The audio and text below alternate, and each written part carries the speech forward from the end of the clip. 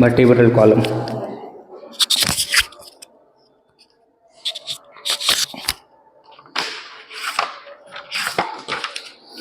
हवाइड bone जानते हैं क्या होता है?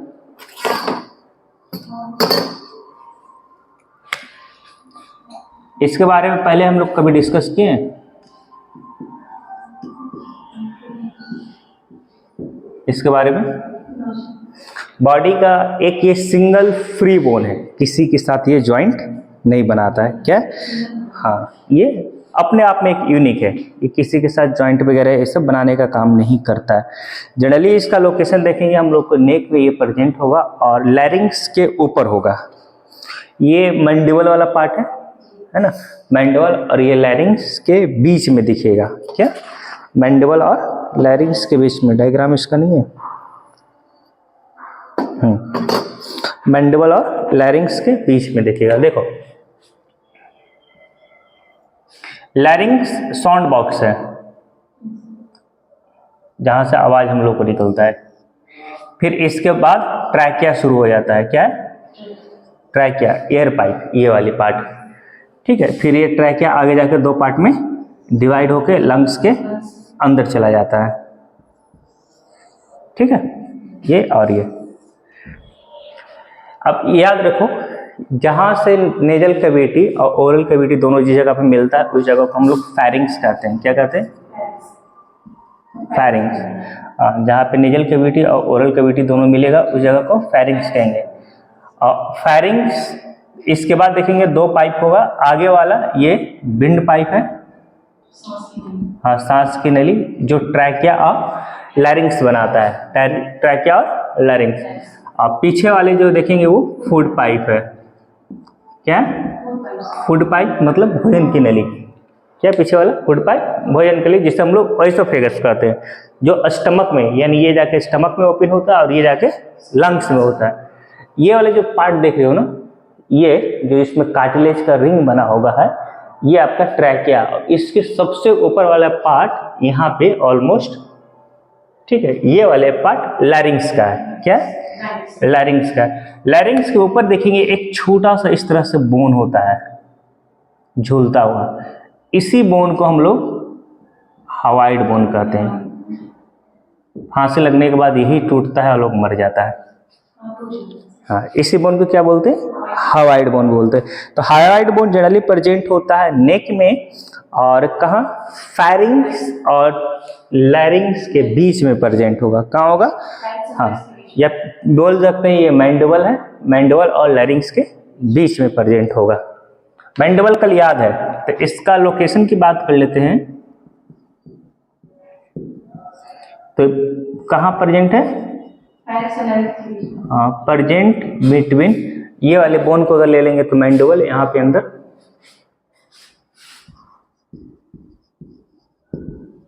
मैंडिबल एंड ये वाले part लैरिंग्स। Present between mandible and लैरिंग्स। Pharynx ये वाला है, अंदर वाला ये वाले पार्ट, जहाँ पे ये वाले पार्ट फेरिंग्स का है, और इसके नीचे लैरिंग्स, उसके नीचे ट्रैकिया। क्लियर? तो ये यहाँ पे प्रेजेंट होता है। Right on.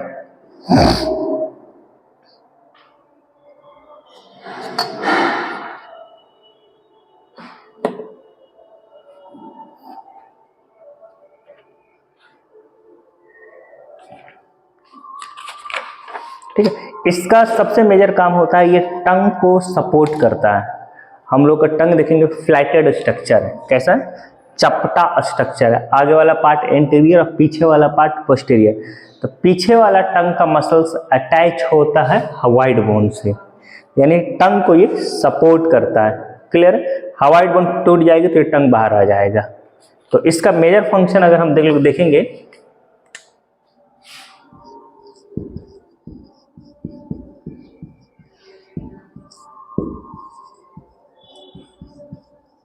Support to tongue, टंग को सपोर्ट करता है।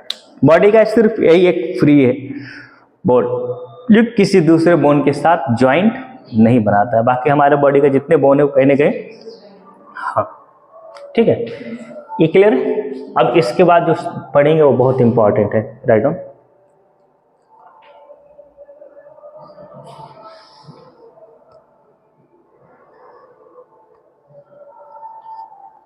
आगे अब आते हैं vertebral column.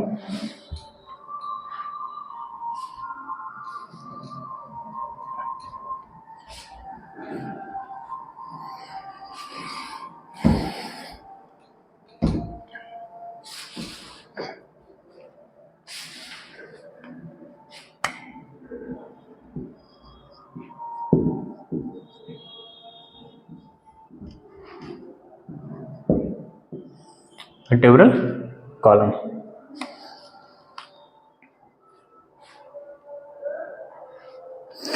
Vertebral column, vertebral column को हम लोग बैकबोन भी कहते हैं।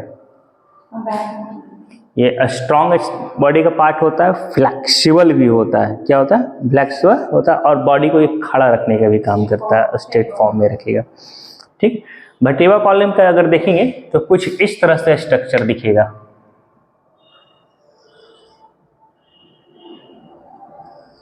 कुछ इस तरह से ये स्ट्रक्चर दिखेगा, बट इसे स्टडी करने के लिए इसे हम लोग सीधा इस तरह से स्टडी करेंगे ताकि ये इजीली समझ में आ जाए। ठीक है, वर्टिब्रल कॉलम हम लोग ऐसे साइड से देखेंगे ना तो ये थोड़ा सा ऐसे कर्व दिखता है, बैकबोन ये थोड़ा सा ऐसे हाँ एज बनाएगा।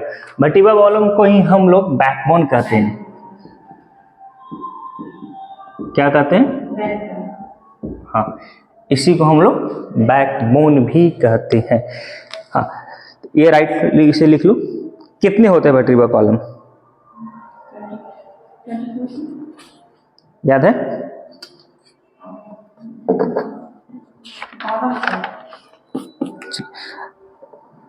कितने होते हैं? 12 आते हैं। नहीं सर, 26 होता है। 26? वर्टिब्रल कॉलम को हम लोग दो कर्व इसमें देखने को मिलेगा, एक थोरेसिक के पास और एक पेल्विक के पास। हाँ, एक थोरेसिक के पास ये वाले कर्व मिलेगा और एक पेल्विक के पास। टोटल वर्टिब्रल कॉलम देखेंगे तो देखो कितना होता है। वर्टिब्रल वाले को क्लासिफाई करेंगे तो इसमें सर्वाइकल 7 हो जाएगा, थोरेसिक 12, लंबा 5 और सैक्रम कॉकिक्स कितना हो गया?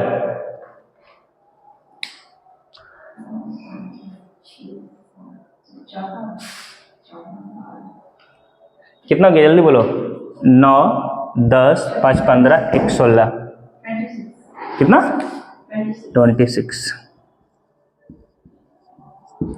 सैक्रम और कॉकिक्स बहुत सारे बोन से फ्यूज होकर बनता है, तो आगे हम लोग देखेंगे। कॉकिक्स को हम लोग टेल बोन कहते हैं। क्या कहते हैं कॉकिक्स को? इसको हम लोग टेल बोन भी कहते हैं। क्लियर? तो याद रखना, जो गर्दन में हम लोग का बोन होगा ये वाले पार्ट पे, यहाँ पे आपका टोटल 7 मिलेगा।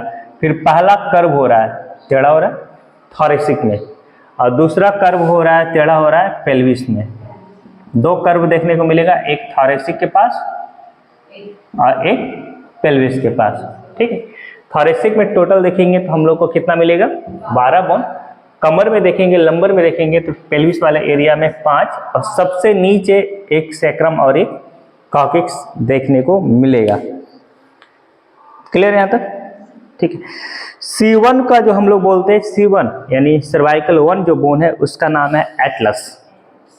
ठीक है, सी में देखेंगे सबसे जो फर्स्ट बोन है गर्दन में C1 जिसका नाम है हाँ एटलस। क्या नाम है? एटलस। एटलस का साइकिल भी आता है जी। और C1 जो है इसको बोलते हैं एक्सिस। 2 बोन का अलग, हाँ C1 एटलस, C2 एक्सिस, फिर C3 C4 C5 C6 C7 तक जाएंगे। फिर थोरेसिक में सेम। क्या वो? हाँ अब आता है, बैकबोन में जो एनेस्थीसिया देते हैं ना वो L4 और L5 के बीच में दिया जाता है।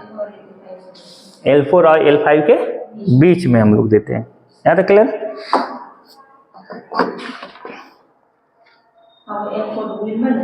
क्या लंबर, हाँ कमर वाली में L4।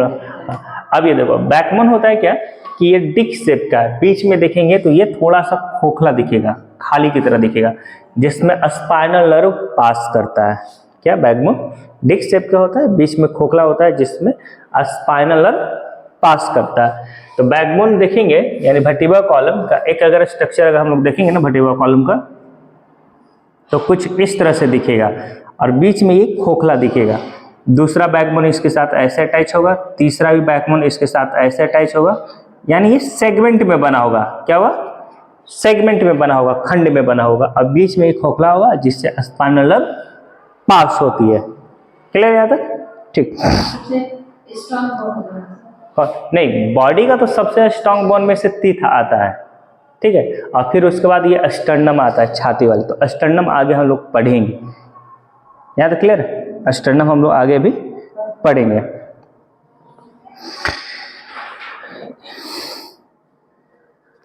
अब आगे देखो सर्वाइकल जो बोन होता है, जिससे सर्वाइकल वर्टिब्रल कर है, जिसका गर्दन में जो वाली बोन है नेक में होता है, ये 7 बोन है और ये मूवेबल है। एक एक बोन का आराम से दिख रहा है। जो इधर में मिटाओ ये सब।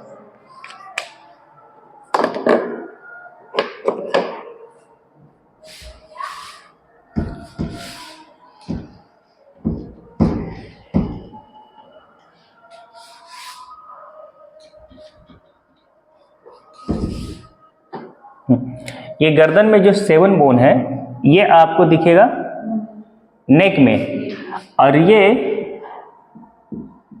मूवेबल बोन होगा। मूवेबल मतलब इसमें मूवमेंट दिखेगा ऐसे ऐसे ऐसे ऐसे। क्लियर है? उसके बाद थॉरेसिक में देखेंगे, थॉरेसिक यानी चेस्ट वाले बोन में, ठीक है, इसमें 12 है और ये भी मूवेबल है, और ये बॉडी के डॉर्सल साइड में होंगे। ये कहाँ होगा? इन थॉरेक्स या चेस्ट में। ये भी मूवेबल बोन है, यानी ये भी मूव करेगा इस, ठीक है, पीछे वाली जो बोन होती है ये भी मूवेबल करेगी। लंबर में देखेंगे ये इसमें 5 बोन होता है और ये भी मूवेबल है। क्या? हाँ, फ्लेक्सिबल का मतलब लचीला होना चाहिए। तो मूवेबल लिख रहे, एक पूरा वर्टिब्रल कॉलम फ्लेक्सिबल होता है। ये क्या है? पूरी वर्टिब्रल कॉलम फ्लेक्सिबल होता है, ठीक है, जिसमें से इतने सारे मूवेबल है। तो ये भी मूवेबल है, ये भी मूव इजीली करता है। क्लियर है? अब आते हैं जो पेल्विस में बोन होता है सैक्रम, सबसे नीचे वाले जो बोन होता है सैक्रम, ये फ्यूज्ड होता है। ये 5 बोन से मिलकर बना होता है। बर्थ के समय क्या होता है कि ये 5 बोन अलग रहता है, जैसे जैसे एज बढ़ता है ये 5 बोन फ्यूज होके एक बोन बन जाता है, ठीक है। याद रखना कि बच्चों में हम लोग बताया था अप्रॉक्स 300 बोन्स होते हैं ना, और ये सब एडल्ट होते होते आपस में बहुत सारे फ्यूज होकर 206 बन जाता है। उसमें से एक ये भी है। सैक्रम में देखेंगे टोटल बोन्स 5 होते हैं और वो सब आपस में फ्यूज होकर एक बन जाता है। क्लियर है? सैक्रम में 5 होता है, फ्यूज होकर आपस में एक बन जाता है। ये नॉन मूवेबल है, ये इसमें मूवमेंट वगैरह नहीं देखेंगे। इसी के कारण हम लोग बैठते हैं, सैक्रम बोन के कारण ही हम लोग क्या होता है बैठते हैं। सैक्रम टूट जाएगा तो हम लोग बैठ नहीं पाएंगे। क्लियर है? इसी बोन के कारण जो सिटिंग पोजीशन होता है इसी बोन के कारण होता है। और लास्ट में जो देखेंगे कॉक्सियल बोन, उसमें 4 बोन आपस में मिलता है। ये जो है देख रहे हैं, हाँ इसमें भी है, हाँ फ्यूज, 4 बोन्स आपस में फ्यूज होता है और ये बनता है। इसको हम लोग टेल बोन कहते हैं।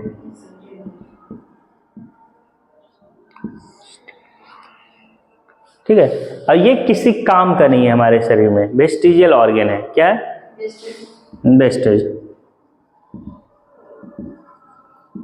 ये किसी काम का नहीं है, ठीक है। टेल बोन देखेंगे छोटा सा इस तरह से एक बोन दिखता है सबसे लास्ट में, इसके ऊपर देखेंगे तो वो सैक्रम का पार्ट, ये किसी काम का नहीं है, लेकिन बंदरों में पूछ इसी से निकलता है। आगे क्या होता है? हाँ, बंदरों में पूछ इसी बोन से निकलता है। हम लोग के शरीर में भी ये बोन है, हाँ, इसी से निकलता है। हम लोग में भी बोन है, बट हम लोग में पूछ नहीं निकलता है। हाँ, जो मैमल्स होते हैं इसी से। तो ऐसा माना जाता है कि इंसान वहाँ से डेवलप होकर आए, यानी हम लोग भी वहीं से डेवलप होकर आए। हम लोग में ये किसी काम का नहीं है, कोई काम का नहीं है, मतलब कोई काम का नहीं है ये, ठीक है। लेकिन बंदरों ये सब में देखेंगे पूछ इसी से निकलता है, तो ऐसा माना जाता है कि हम लोग वहाँ से डेवलप होकर आए हैं, ठीक है। 80,000 साल लग गया हम लोग को डेवलप होने में, बंदर से इंसान बनने में। याद रखे, समझ में? तो यहाँ पे एक चीज गौर करना कि अगर किसी बुक में लिखिएगा कि नहीं वर्टिब्रल कॉलम में 26 प्लस बोन है तो सही है, क्योंकि ये सारे फ्यूज हो गए हैं। हाँ, ये सारे फ्यूज हो गए। 5 4 9 यानी 7 बोन एक्स्ट्रा हम इसमें देख सकते हैं। तो 26 और 7 कितना हो गया? 33। तो कहीं कहीं पे 33 बोन दिखेगा तो हाँ वो सही है। 33 बोन दैट मीन्स वो बोन आपस में फ्यूज करके नहीं बता रहा है। और 26 बोन मतलब सैक्रम और कॉक्सिक्स का 5 और 4 बोन आपस में फ्यूज होकर एक बन। सैक्रम देखेंगे 5 बोन से मिलकर बना है और कॉक्सिक्स देखेंगे 4 बोन से मिलकर बना है, ठीक है। तो 5 बोन मिलकर एक बन गया और ये 4 बोन मिलकर एक बन गया। तो एक्स्ट्रा इसमें 4 इसमें 3 ही हुआ ना। अब अगर इसे मैं मिटा दूं तो 7 12 5 5 और 4 टोटल 33, ठीक है। अब इसको हटा दूं तो टोटल 26, ठीक है ना। तो फ्यूज और विदाउट फ्यूज आप ये समझ जाना किसकी बात कर रहा है। यहाँ तक क्लियर है?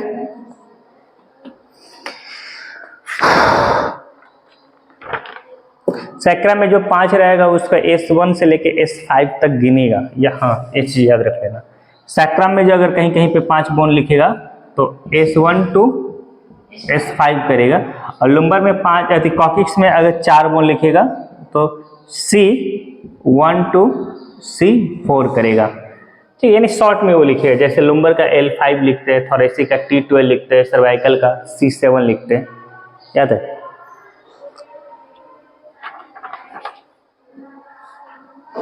आगे बढ़े। काम क्या है?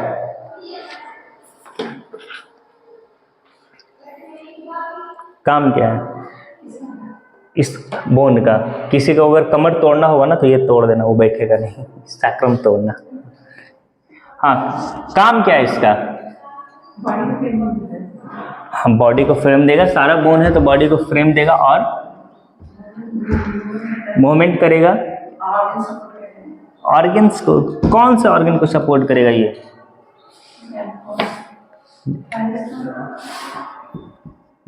देखो, सबसे इंपॉर्टेंट काम है ये बोन स्पाइनल कॉर्ड की तरह काम करता है। न्यूरॉन्स को होल्ड करता है अंदर से। जिस तरह से ब्रेन है ना, स्कल है ना, जो ब्रेन को प्रोटेक्ट करता है, उसी तरह बैकबोन में देखेंगे खाली जगह होता है, उसमें स्पाइनल नर्व होता है ना। तो ये क्या करेगा? डेडिकेट होगा स्पाइनल नर्व के लिए, यानी स्पाइनल नर्व के लिए डेडिकेटेड होगा और उसे प्रोटेक्शन प्रोवाइड करेगा। क्लियर है? अभी सब नीचे आ रहा, आज डांट सुनेगा इन लोग मेरे से। डेडिकेटेड टू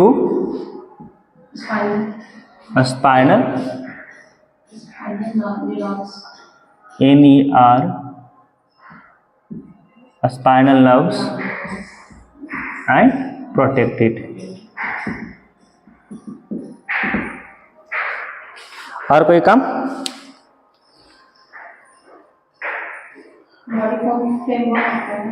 क्या करेगा? हाँ, बॉडी का फ्रेमवर्क देगा। चलिए, सही है।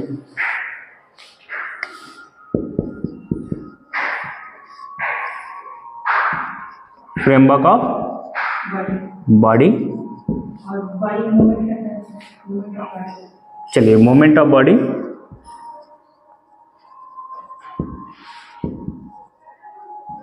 और कोई काम? बॉडी का मूवमेंट होगा। स्पाइनल का पासेज हो गया, ये क्लियर है। और कोई काम है? जल्दी बोलो। आप सोच के देखो, एक हाइट से नीचे कूदेंगे तो क्या होगा? सपोर्ट करेंगे। ये शॉक अब्जॉर्प्शन का काम करेगा। हाँ, यानी जब एक हाइट से हम लोग कूदेंगे तो बॉडी में जो शॉक जनरेट होगा उसे ये एब्जॉर्ब करने का काम करेगा ताकि बॉडी टूटे ना। ठीक है, अगर आज रीढ़ की हड्डी एकदम स्पाइनल बिल्कुल सीधा रखे और अगर जंप मारे और अगर शॉक एब्जॉर्ब नहीं करेगा तो बैकबोन टूट जाएगी। तो ये शॉक अब्जॉर्प्शन का भी काम करता है।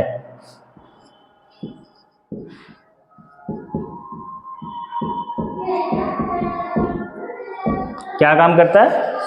शॉक अब्जॉर्प्शन का भी काम करता है। यहां तक क्लियर है? चलिए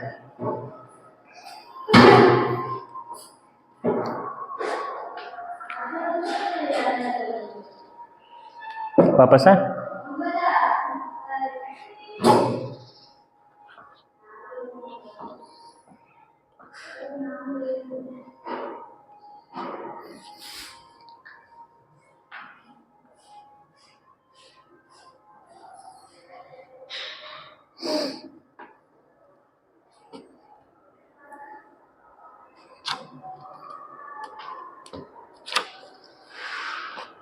बेटा अब आता है थॉरेसिक केज।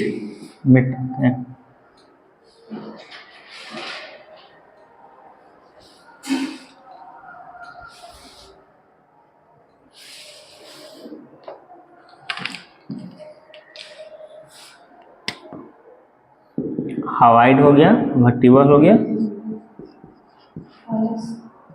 Thoracic cage. ठीक है, थॉरेसिक बोन अलग है, केज अलग है, टर्म्स अलग अलग है। ठीक है, थॉरेसिक वर्टिब्रल पीछे वाली जो बोन हो गया थॉरेसिक वर्टिब्रल हो गया, ये थॉरेसिक रिब्स ये हो जाएगा और स्टर्नम हो जाएगा। थॉरेसिक केज में सब इंक्लूड होगा। क्या होगा? थॉरेसिक केज में सब इंक्लूड होगा। क्या क्या इंक्लूड होगा थॉरेसिक केज में, याद रखना। स्टर्नम होगा, एक स्टर्नम होगा ये सीधे वाला। फिर रिब्स होगा, रिब्स कितने हैं? नहीं, 12 पेयर, 24 सही बोल रहे हो। और थॉरेसिक वर्टिब्री कितना है? थॉरेसिक वर्टिब्री, वर्टिब्रल कॉलम का थॉरेक्स वाला बोन कितने हैं? 12।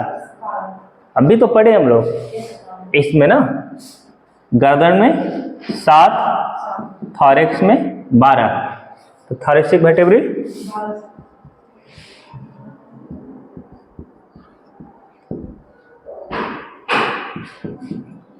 तो हम लोग को चेस्ट वाले एरिया में टोटल कितने बोन हो गए?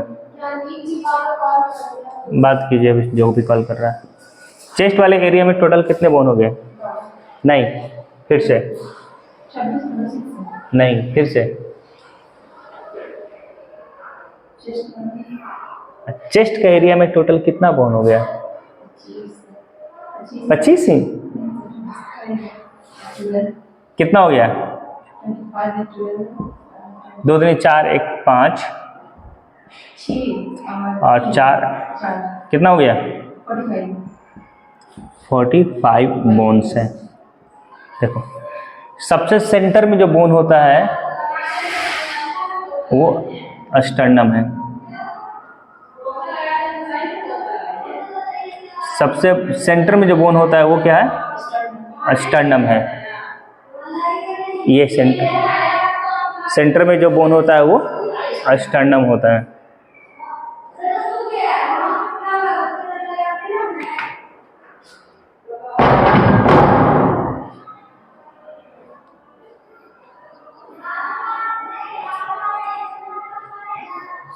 क्या है? सेंटर में जो बोन होता है वो स्टर्नम होता है। इससे रिब्स निकलते हैं और पीछे की ओर जाके मिलता है। क्या होता है? स्टर्नम से रिब्स निकलता है और पीछे की ओर जाके मिलता है। देखो थॉरेसिक केज का बहुत इंपॉर्टेंट काम है। ठीक है, थॉरेक्स या थॉरेसिक केज का बहुत इंपॉर्टेंट काम है। ये जनरली हार्ट, लंग्स या फिर जो थॉरेक्स के अंदर जो ऑर्गन्स है उसे प्रोटेक्ट करने का काम करता है। ठीक है, तो हम लोग एक लाइन आराम से यहाँ पे लिख सकते हो। ये क्या करेगा?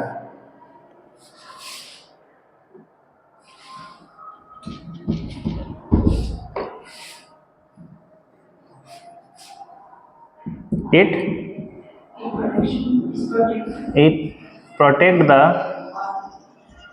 heart, lungs, and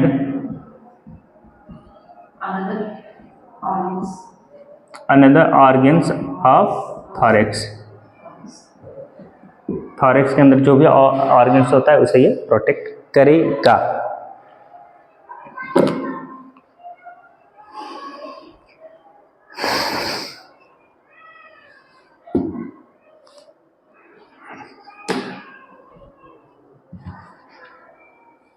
याद है? क्लियर? इधर देखिए, रिब्स का दूसरा नाम है कॉस्टल। रिब्स का दूसरा नाम क्या है? कॉस्टल, ये याद रखिएगा। अब शुरू करते हैं सबसे पहला बोन अस्टर्नम के बारे में। क्या है?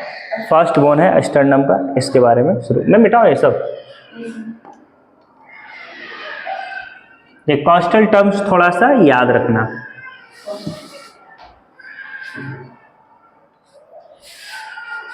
फर्स्ट बोन क्या है? अस्टर्नम। अस्टर्नम देखेंगे थोड़ा सा चपटा होता है। क्या होता है? फ्लैटेड होता है और पतला बोन है ये। किसका बच्चा रो रहा है भाई? अस्टर्नम क्या है? फ्लैटेड है और नैरो है। इसकी लंबाई की बात कर ले तो अप्रॉक्स 6 इंच लंबा होता है ये। हाँ, हाइट के अकॉर्डिंग वेरी करेगा। हाँ, लेकिन एक नॉर्मल 5.5 फीट के इंसान को देख लेंगे तो इसमें 6 इंच तक लंबा ये अस्टर्नम दिखेगा। कहाँ पे है? ये यहाँ से शुरू होता है और यहाँ पे खत्म हो जा रही है। ठीक है, आप टच करोगे यहाँ पे 2 बोन है तो यहाँ से शुरू होगा और यहाँ पे ये खत्म हो जाएगा।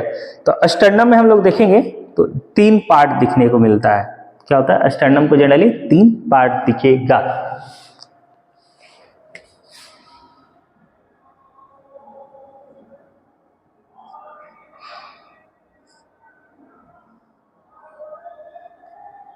एक सबसे ऊपर वाला पार्ट इस तरह से दिखेगा।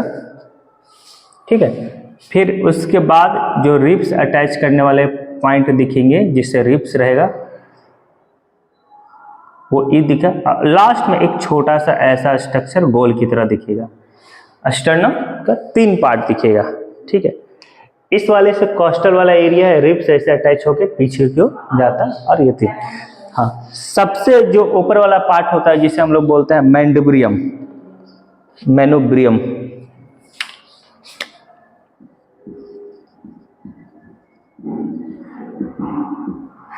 ये जो पार्ट होता है इसे हम लोग बोलते हैं बॉडी, और जो ये पार्ट होता है इसे बोलते हैं जिफाइड प्रोसेस।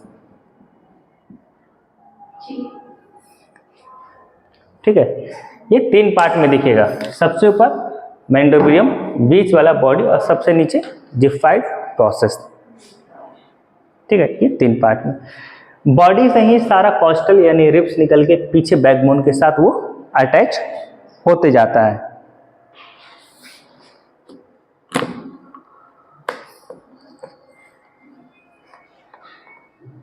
यहां तक क्लियर है?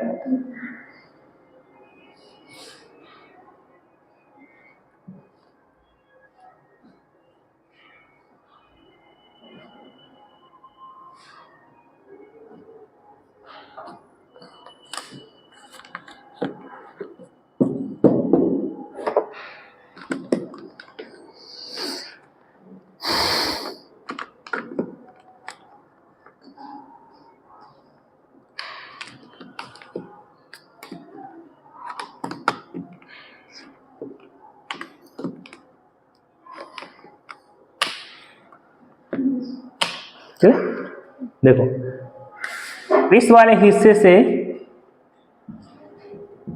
फर्स्ट कॉस्टल अटैच होता है और हाँ, इस वाले हिस्से से सेकंड कॉस्टल। कॉस्टल मतलब रिब्स, फिर उसके बाद नीचे अपना चला जाता है। यानी मैनुब्रियम से एक ही रिब्स बाहर निकलता है और मैनुब्रियम और बॉडी के बीच से दूसरा रिब्स निकलता है, बाकी उसके बाद कंटिन्यू रिब्स निकलते हैं। क्लियर है? हाँ, अब देखो रिब्स कितने हैं? नहीं 24। सेकेंड पॉइंट हम लोग यहाँ पे देख रहे हैं अस्टर्नम के बाद रिब्स यानी कॉस्टल। ये कितना है?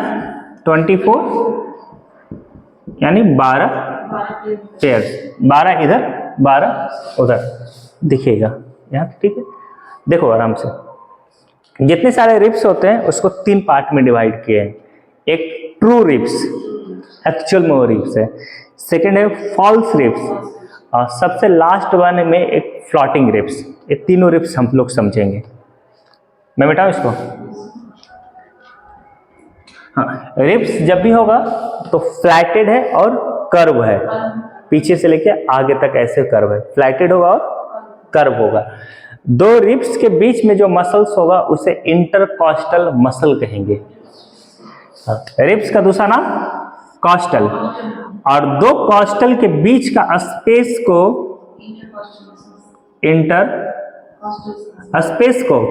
इंटरकॉस्टल स्पेस, और मसल्स को इंटरकॉस्टल मसल्स कहेंगे। याद हो जाएगा। इंटर मतलब 2 के बीच के कॉस्टल को 2 कॉस्टल के बीच के मसल को इंटरकॉस्टल मसल, और 2 कॉस्टल के बीच का स्पेस को इंटरकॉस्टल स्पेस कहेंगे, ठीक है। थॉरेसिक फ्लूइड वगैरह ये सब होता है निकालना, वो मसल्स के बीच में ही, यानी 2 कॉस्टल के बीच में ही नीडल डाल के फ्लूइड बाहर निकालते हैं। समझ में आ गया? जो बोलोगे चेस्ट में पानी भर गया निकालना होता है, तो वो क्या करता है कि 2 कॉस्टल के बीच का जो स्पेस होता है, इंटरकॉस्टल स्पेस यानी 2 रिब्स के बीच का स्पेस, उसमें नीडल डाल के वो निकालेगा, ठीक है। अब आते हैं रिब्स पे। मैंने बताया रिब्स 3 तरह के दिखेगा। क्या दिखेगा? रिब्स एक दिखेगा true ribs, second false ribs, और last one is floating. Floating का मतलब तैरना, फ्लोटिंग तैरना वाले रिब्स। देखो तीनों रिब्स का क्या कहानी है, ठीक है। 12 पेयर होगा, 12 पेयर होगा, ये क्लियर है। आते ट्रू रिब्स का। ऊपर से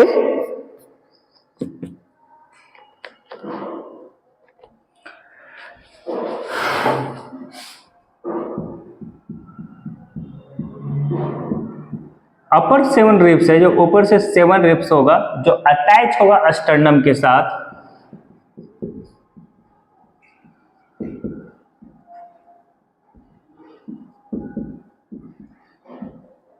अस्टर्नम के साथ जो अटैच होगा वो क्या होगा? आपका ट्रू रिब्स होगा। क्या हो? ऊपर से 7 जो रिब्स होगा अस्टर्नम के साथ जो अटैच होगा, इस रिब्स को हम लोग ट्रू रिब्स कहते हैं। ऊपर से 7 पेयर तक, ठीक है। यहां तक समझ में आया? यानी मैनुब्रियम से जो अटैच होगा वो मैनुब्रियम और बॉडी के बीच से अटैच होगा वो, और उसके बाद 5 और नीचे तक रिब्स देखेंगे, वो सब ट्रू रिब्स होगा। वो अस्टर्नम से अटैच होके पीछे वर्टिब्री तक जाती है। कहां तक? अस्टर्नम से अटैच होके पीछे थॉरेसिक केज का उसके वर्टिब्री तक जाता है, ये ट्रू रिब्स है। 8वां 9वां और 10वां जो रिब्स होता है वो क्या होता है? अस्टर्नम के साथ अटैच डायरेक्टली नहीं होता है, वो क्या होता है? फ्यूज हो जाता है। 8वां 9वां और 10वां रिब्स देखेंगे, वो क्या होता है? फ्यूज हो जाता है। बताते हैं कैसे। मान लिया जाए ये अस्टर्नम है, ऊपर से जो 7 रिब्स है, 1 2 3, मान लीजिए 7 रिब्स तक पीछे कंप्लीट रहेगा। 8वां 9वां 10वां रिब्स वर्टिब्री से निकलेगा और सब एक साथ आकर तीनों फ्यूज होके अस्टर्नम के साथ मिल जाएगा। समझ में आ रहा है? तो इनडायरेक्टली अस्टर्नम के साथ अटैच है, बट डायरेक्टली नहीं। ऊपर वाला डायरेक्टली अटैच्ड है, लेकिन ये पीछे वाला डायरेक्टली अटैच नहीं है। तो फॉल्स रिब्स में आ जाएगा कौन सा? 8, 9th एंड 10th रिब्स। ये क्या है? डायरेक्टली अटैच नहीं होगा अस्टर्नम के साथ। क्लियर है?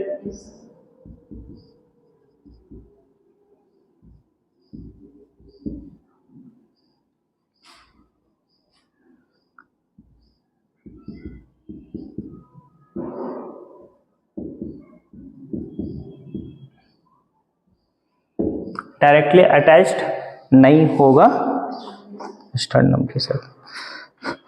क्लियर। और लास्ट का जो रिब्स होगा 11th और 12th, ये पूरी तरह डेवलप नहीं होगा, ये सिर्फ क्या होगा, हाँ, ये बैकबोन से निकलेगा और आगे तक छोटा सा आकर रुक जाएगा। पीछे का दो मतलब ये रिब्स का 2 पार्ट पीछे से निकलेगा और आगे आके यहाँ पे खत्म हो जाएगी। ठीक है, दोनों साइड में। कौन सा, 11th और 12th का, इसीलिए इसे हम लोग फॉल्स रिब्स कहते हैं। हाँ, फ्लोटिंग रिब्स 11th और 12th, हाँ, not attach to the sternum.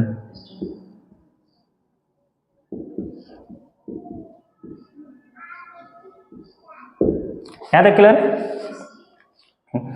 तो अब जो डायरेक्टली स्टर्नम के साथ निकल के पीछे भी अटैच हो जा रहा है, ये आपका 7 बोन है, ऊपर से लेके 7वां नंबर तक हो जाएगा।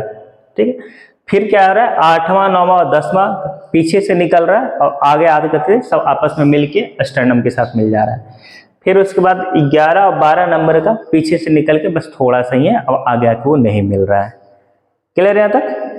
सारा रिब्स फ्लैटेड होगा, क्या होगा, हाँ, चपटा सारा ही होगा, सारा ही कर्व होगा। बाउंस कर रहा है अब बाउंस कर रहा है नहीं ना। यहाँ तक क्लियर है। नेक्स्ट क्लास में हम लोग शुरू करेंगे अपेंडिकुलर। हाँ, यहाँ तक टोटल प्रैक्टिकल हम लोग कल देखेंगे, तो कल एक्चुअल मैथ्स कल देखेंगे, प्रैक्टिकल भी कर लेंगे। ठीक है।